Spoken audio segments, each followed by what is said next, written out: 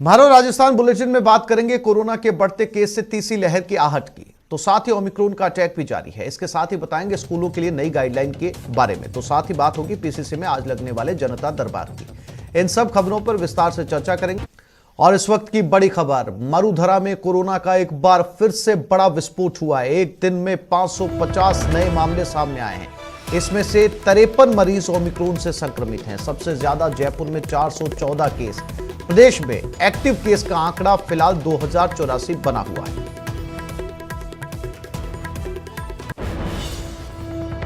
तो लगातार बढ़ते मामले अब मरुधरा में और सबसे ज्यादा जयपुर में। एक दिन में 414 मामले। लगातार ये मामले बढ़ते जा रहे हैं।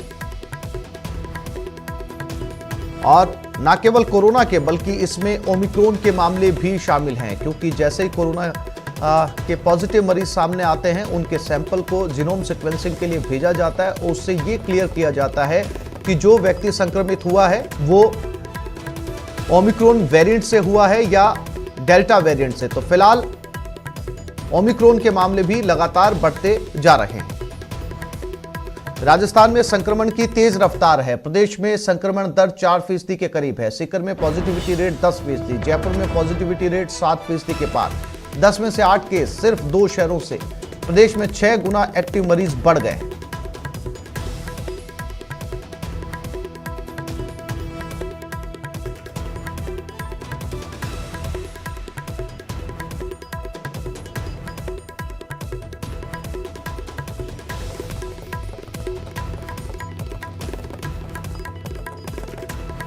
तो अब एक्टिव केस का आंकड़ा 2084 पर पहुंच चुका है।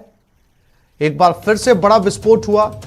मामले अब कम होने की बजाय लगभग दोगुनी संख्या में हर रोज सामने आ रहे हैं। यानी कि बीते दिन जो आंकड़े आते हैं उससे डबल आंकड़े उसके अगले दिन आते हैं। जयपुर में एक दिन में 414 और पूरे राजस्थान में सबसे ज्यादा मामले जयपुर में। फिलहाल एक्टिव केस 2084 हैं। और चलिए अब आपको ग्राफ के जरिए बताते हैं कि राजस्थान में कोरोना का ग्राफ किस तरीके से बढ़ रहा है। 30 दिसंबर को 252 मामले सामने आए, 31 दिसंबर को 208 केसेस सामने आए, 1 जनवरी को 301, 2 जनवरी को 355 केसेस और 3 जनवरी को 550 केस सामने आए। 5 दिन में 1616 मामले सामने आ चुके हैं।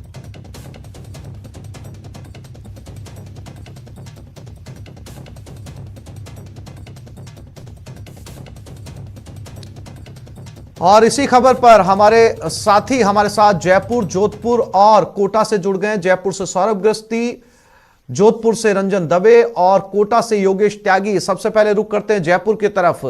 सौरभ, सबसे ज्यादा मामले जयपुर में सामने आ रहे हैं और शायद इसकी एक वजह यह भी है कि जयपुर का एक्सपोजर दूसरे शहरों से बहुत ज्यादा है। कनेक्टिविटी दूसरे स्टेट के साथ, चाहे वो फ्लाइट्स के जरिए हो या ट्रेन के जरिए हो। और हाल ही में जो है वो न्यू ईयर सेलिब्रेशन भी सौरभ गुजरा है। रुझान आने शुरू हुए हैं उनके ये, जबकि रोका गया था कि कोशिश की जाए कि सेलिब्रेशन घर पे ही किया जाए। सौरभ जी बिल्कुल, इन सब कारणों के साथ एक कारण ये भी है कि राजधानी जयपुर में सैंपलिंग जो है वो ज़्यादा हो रही है बनिस्बत दूसरे शहरों के। इस कारण से भी यहाँ पर नए मामले जो हैं वो सामने आ रहे हैं। आपने बिल्कुल सही कहा कि जो नए साल और क्रिसमस पे जो भीड़ बाजारों में उमड़ी है, जिस प्रकार की कोविड गाइडलाइन की धज्जियां उड़ी है, उसी का नतीजा है कि अब धीरे धीरे राजधानी जयपुर में कोरोना संक्रमण बहुत तेजी से फैल रहा है और हर रोज के साथ दोगुने मरीज जो है वो राजधानी में हो रहे हैं। राजधानी का ऐसा कोई भी हिस्सा बचा नहीं है जहां पर कोरोना संक्रमण के मामले जो है वो सामने नहीं आ रहे हो। बावजूद उसके भी अभी भी लोग जो है वो समझने को तैयार नहीं है। बिल्कुल जो गाइडलाइन की पालना होनी चाहिए थी वो नहीं होती हुई इस वक्त भी जो है वो नजर आ रही है। और जिस प्रकार की सख्ती की बात की गई थी वो सख्ती भी नजर नहीं आ रही है। जो लोग मास्क पहनकर नहीं घूम रहे उन्हें जो है वो उन्हें टोका नहीं जा रहा, उन पर सख्ती जो है वो नहीं की जा रही और इसी का ये नतीजा है कि लगातार जो है वो मामले बढ़ते जा रहे हैं। इसके साथ ही कई लोग ऐसे भी हैं जो अपनी सैंपलिंग जो है वो नहीं करा रहे हैं। सर्दी जुकाम खांसी बुखार इस प्रकार की शिकायतें आने के बावजूद भी वो जो है वो कोरोना टेस्ट नहीं करा रहे। इसके कारण से भी लगातार वायरस जो है वो फैलता जा रहा है। शहर का जो मानसरोवर इलाका है वहां पर बहुत तेजी से जो है वो मामले सामने आए हैं। मालवीय नगर हो, लाल कोठी हो, ज्योति नगर हो, शहर के तमाम हिस्सों में जो है वो लगातार मामले सामने आ रहे हैं। यही चिंता पैदा करने वाली बात है। और पिछले 3 दिनों में 100 से ज्यादा बच्चे जो है वो पॉजिटिव हुए। तो लगातार हर वर्ग के लोग जो है वो पॉजिटिव हो रहे हैं। वैक्सीन लगाने वाले भी 80% से ज्यादा लोग तो वो लोग हैं जो जिन्होंने वैक्सीन लगा ली है। तो वैक्सीन लगाने के बावजूद भी अगर लापरवाही बरती जा रही तो उसी का खामियाजा जो है वो इस प्रकार से भुगतना देखना मिल रहा है। और आने वाले दिनों में और भी मामले जो है वो बढ़ सकते हैं, क्योंकि अगर सैंपलिंग पर जोर दिया जा रहा है इस वक्त और लगातार सैंपलिंग होगी तभी जाकर ये पता चल पाएगा कि संक्रमण किस हद तक जो है वो राजधानी जयपुर में फैला हुआ है। इसके अलावा ओमिक्रॉन भी एक अलग टेंशन है। कोरोना के जो मामले आए हैं उससे इतर ओमिक्रॉन के भी राजधानी बिल्कुल जयपुर सौरभ, में अब जैसे जैसे डेल्टा के मामले सामने आ हैं रहे हैं वैसे वैसे ओमिक्रॉन के मामले भी जो है वो लगातार बढ़ते जा रहे हैं और इसमें भी जयपुर नंबर 1 पर बना हुआ है। जोधपुर की तरफ रुख करते हैं, रंजन दवे हमारे साथ बने हुए हैं। रंजन, जोधपुर से भी दूसरी लहर के अंदर भयावह तस्वीरें सामने आई थी और एक बार फिर से अगर इसे यूं कहना ज्यादा ठीक होगा कि तीसरी लहर शुरू हो चुकी है और इससे लड़ना, इसको काबू करना अब भी आम लोगों के हाथ में है। अगर नहीं संभले तो बहुत देर हो जाएगी। जोधपुर में क्या लोग इसको लेकर अवेयर हुए हैं या अभी भी लापरवाही चरम पर है?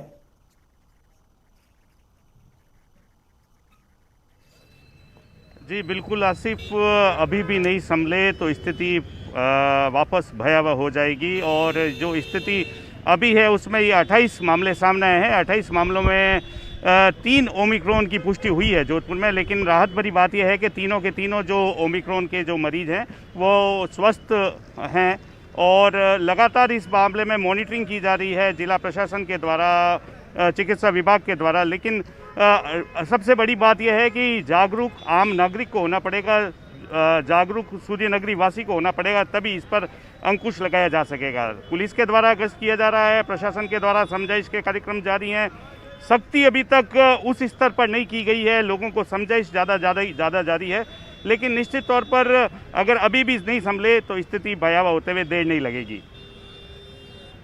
बिल्कुल, योगेश भी हमारे साथ कोटा से बने हुए। योगेश, कोटा की तस्वीरें क्या कह रही हैं? क्या ये आंकड़े जो हैं वो कोटावासी जानते हैं? क्योंकि कोटावासियों ने भी वो दर्द दूसरी लहर के दौरान भुगता था और अब तीसरी लहर की दस्तक साफ तौर पर सुनाई पड़ रही है। मामले रोज दोगुनी तादाद के अंदर सामने आ रहे हैं। योगेश,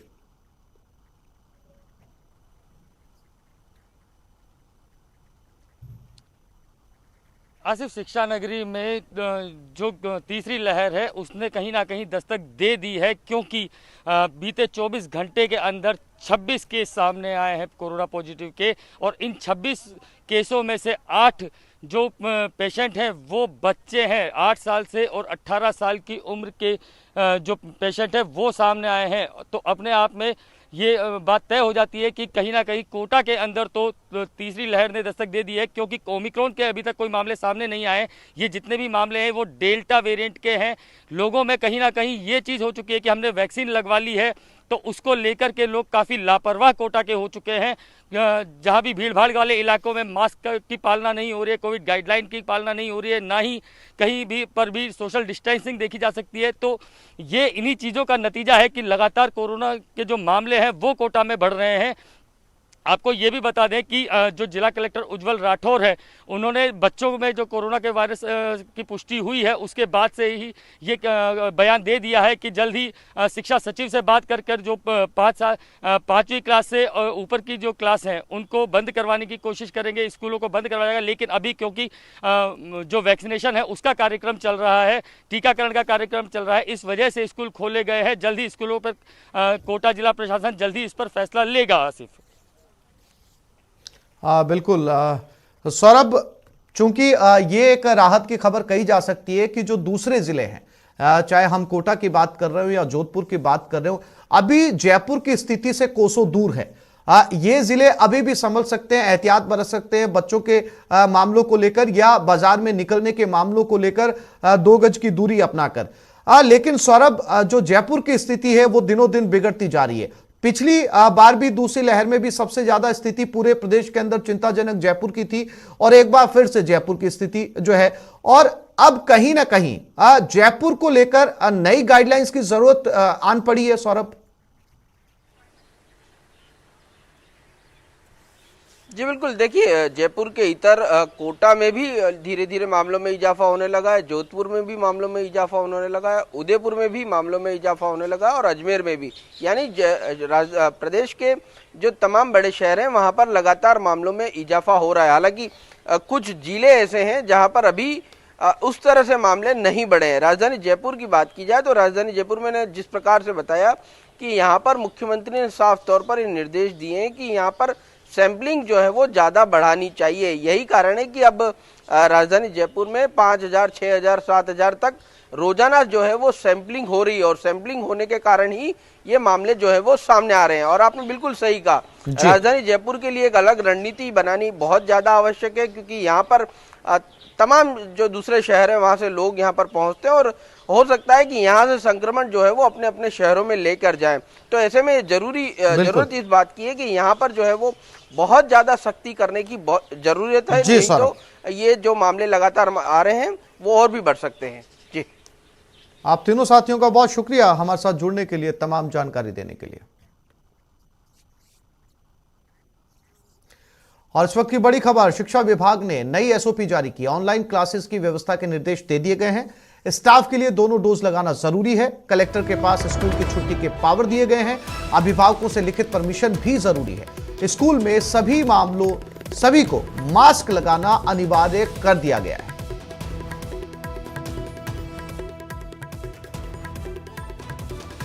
तो ये नई एसओपी है, शिक्षा विभाग ने जारी की है। सभी जिलों के कलेक्टर को यह अधिकार दिए गए हैं कि वहां की वस्तुस्थिति यथास्थिति को देखते हुए वहां पर मामले अगर ज्यादा बढ़ रहे हैं तो वो स्कूल को लेकर जो है वो निर्णय ले सकते हैं। ऑनलाइन क्लास की व्यवस्था के निर्देश दे दिए गए हैं और स्टाफ के लिए मास्क लगाना जरूरी कर दिया गया है। साथ ही साथ दोनों डोज लिए हुए लोग ही स्कूल में जो स्टाफ है वो पहुंच सकता है। अगर किसी की दोनों डोज नहीं ली गई है तो वो स्कूल में क्लास अटेंड नहीं कर सकता या क्लास नहीं ले सकता। स्कूल से जुड़े सभी कर्मचारियों के लिए ये निर्देश जारी किए गए हैं।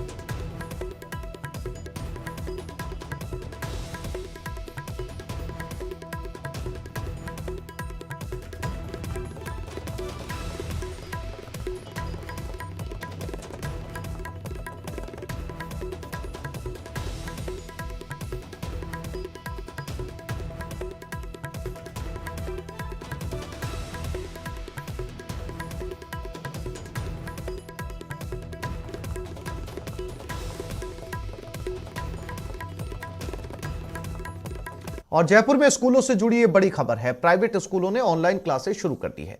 नई गाइडलाइन के बाद ऑनलाइन क्लासेस शुरू हो गई। 1 से 8वीं तक की क्लासेस अब ऑनलाइन होंगी। 9 जनवरी तक बंद है 1 से 8वीं तक के स्कूल।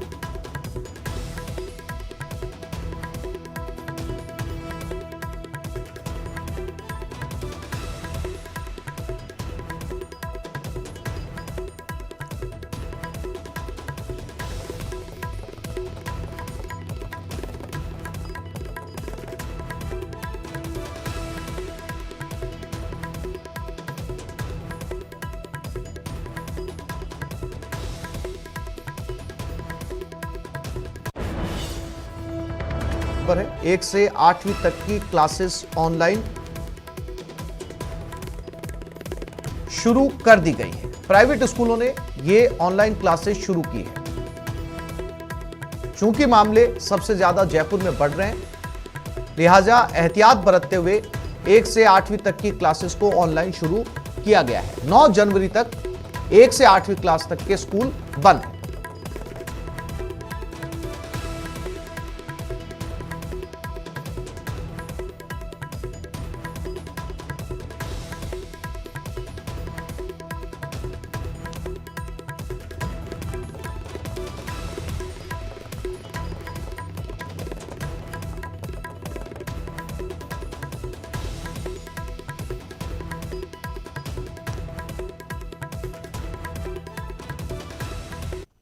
और बूंदी रेप मामले में अपडेट सामने आया है। नाबालिग की पोस्टमार्टम रिपोर्ट में खुलासा हुआ, नाबालिग की मौत के बाद भी रेप हुआ है। नाबालिग के शरीर पर 30 चोटें आई। ऑफिसर स्कीम में केस को शामिल किया गया है। अभिभाषक संघ आरोपियों की पैरवी नहीं करेगा।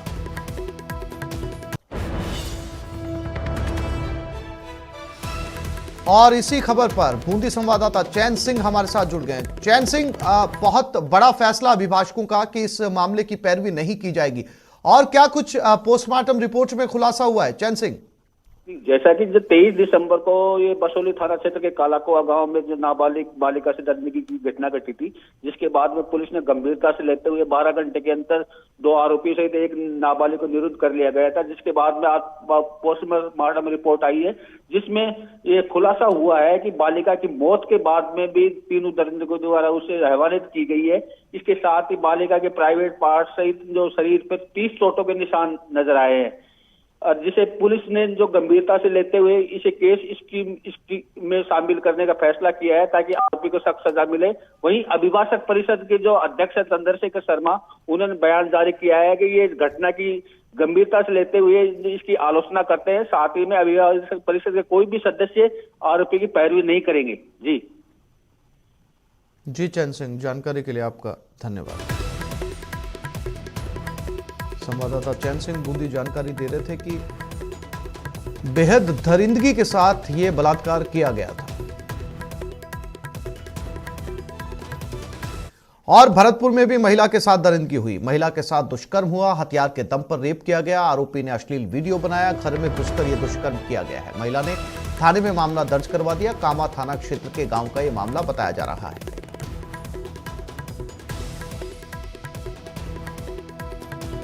और इस खबर पर ज्यादा जानकारी के लिए बात करते हैं हमारे भरतपुर संवाददाता दीपक पुरी के साथ। दीपक, क्या था ये पूरा मामला? आरोपी के बारे में जानकारी मिल पाई? देखिए आसिफ, ये कामा थाना क्षेत्र के गांव का मामला है, जहां एक महिला के साथ में हथियार के बल पर एक आरोपी द्वारा दुष्कर्म की वारदात का जो मामला है वो सामने आया है। इस पूरे मामले में जो पीड़ित महिला है उसने थाने पहुंच करके मामला दर्ज कराया है, और जब पीड़ित महिला थाने पहुंची थी तभी भी उसको जो है धमकी दी गई पीड़ित आरोपी द्वारा कि वह मामला दर्ज ना कराए। लेकिन अब पुलिस जो है वो इस पूरे मामले में जांच कर रही है, लेकिन पुलिस के हाथ अभी भी खाली हैं। पुलिस का कहना ये है कि जल्द जो है आरोपी को गिरफ्तार कर लिया जाएगा, और जो मामला दर्ज किया है उसकी अभी जांच की जा रही है। काफी 30 दिसंबर का ये जो है मामला बताया जा रहा है, लेकिन जो पीड़ित थे वो कहीं ना कहीं सहमे हुए थे, तो उसकी वजह से उन्होंने 2-3 दिन तक मामला दर्ज नहीं कराया था। अब ये मामला दर्ज हुआ है, तो इस पूरे मामले में जो पुलिस है वो हर एंगल से जांच कर रही है, और पीड़ितों को जो है भरोसा दिलाया है कि जल्द ही आरोपियों को गिरफ्तार कर कड़ी कार्रवाई उनके खिलाफ की जाएगी। जी आसिफ। दीपक, जानकारी के लिए आपका धन्यवाद।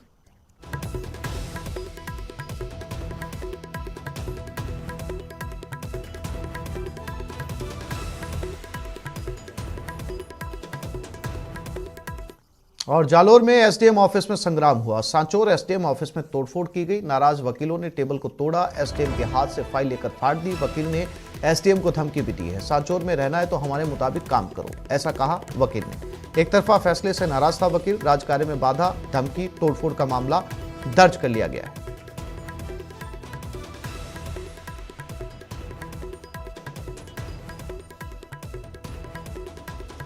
तो वकील के ऊपर आरोप है कि एसडीएम को धमकी दी गई है।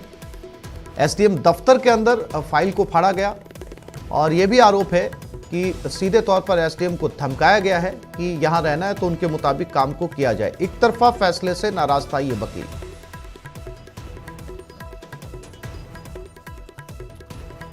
एसडीएम ऑफिस की यह घटना है, और बताया जा रहा है कि एसडीएम को धमकी भी दी गई है राजकार्य में बाधा डालने, और कई धाराओं में वकील के खिलाफ मामला दर्ज कर लिया गया है। सांचौर एसडीएम ऑफिस में तोड़फोड़ हुई है।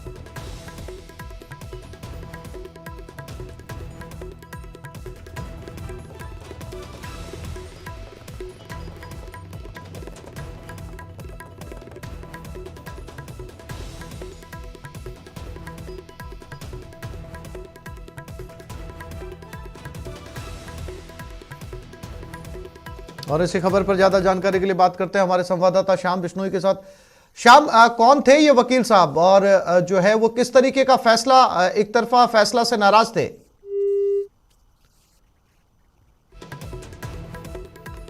संपर्क नहीं हो पा रहा हमारे संवाददाता से। एक बार फिर से अपने दर्शकों को बता दें, सांचौर एसडीएम ऑफिस में हंगामा हुआ जिसमें एक वकील पर तोड़फोड़ के आरोप लगे।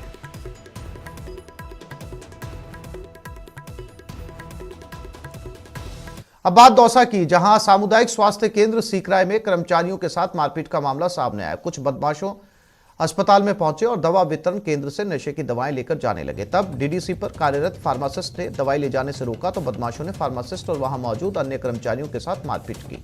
मारपीट की पूरी वारदात सीसीटीवी में कैद हो गई। वहीं शिकायत के बाद पुलिस सीसीटीवी फुटेज के आधार पर बदमाशों की तलाश में जुट गई।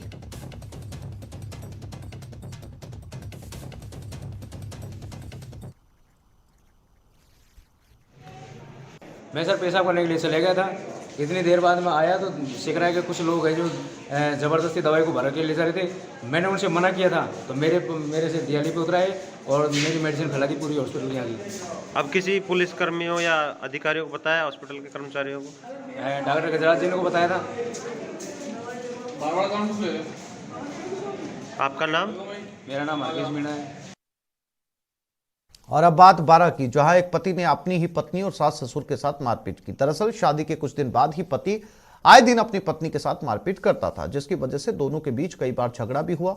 कुछ महीने पहले कांस्टेबल पति ने अपनी पत्नी के साथ मारपीट की। इस दौरान महिला को गंभीर चोटें आई, जिसके बाद पीड़िता अपने मायके में रहने लगी और पति के खिलाफ मामला दर्ज करवाया। हालांकि जब पीड़िता अपने माता पिता और भाई के साथ पारिवारिक न्यायालय में तारीख पेशी पर आई थी, वहां से लौटते वक्त एसपी दफ्तर के सामने उसके पति विपिन बैरवा समेत 3 लोगों ने पीड़िता के पिता से मारपीट शुरू कर दी, जिसमें पीड़िता के परिजनों को गंभीर चोटें आई।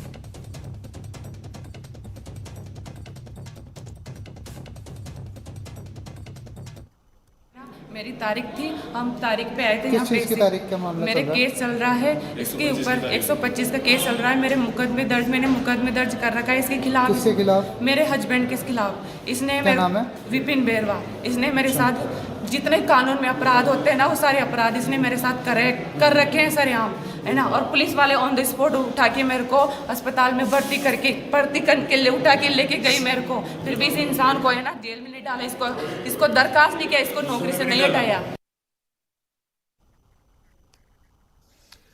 भरतपुर में एक फौजी ने बेटी का बदला लेने के लिए सरेआम स्कूल में फायरिंग कर दी, जिसमें स्कूल संचालक की पत्नी घायल हो गई। बताया जा रहा है कि होमवर्क ना करने पर स्कूल संचालक ने फौजी रामनिवास की बेटी को चांटा मारा था। छुट्टी पर घर आए फौजी को जब बेटी ने चांटे वाली बात बताई तो वो बंदूक के साथ स्कूल पहुंच गया और स्कूल संचालक को धमकाने लगा। इस बीच वहां मौजूद स्कूल संचालक की पत्नी बीच बचाव करने लगी। इसी दौरान गोली चल गई और संचालक की पत्नी घायल हो गई, जिसे अस्पताल में भर्ती करवाया गया। इस घटना के बाद आरोपी फौजी फरार है। पुलिस ने मामला दर्ज कर लिया और फौजी की तलाश में जुट गई।